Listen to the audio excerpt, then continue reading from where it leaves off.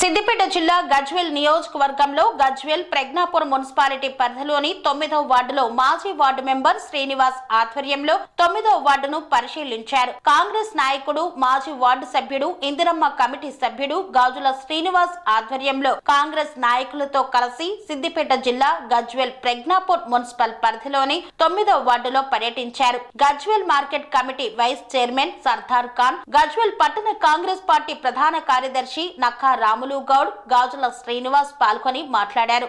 నిరుపేదలకు అండగా కాంగ్రెస్ పార్టీ నిలుస్తుందన్నారు.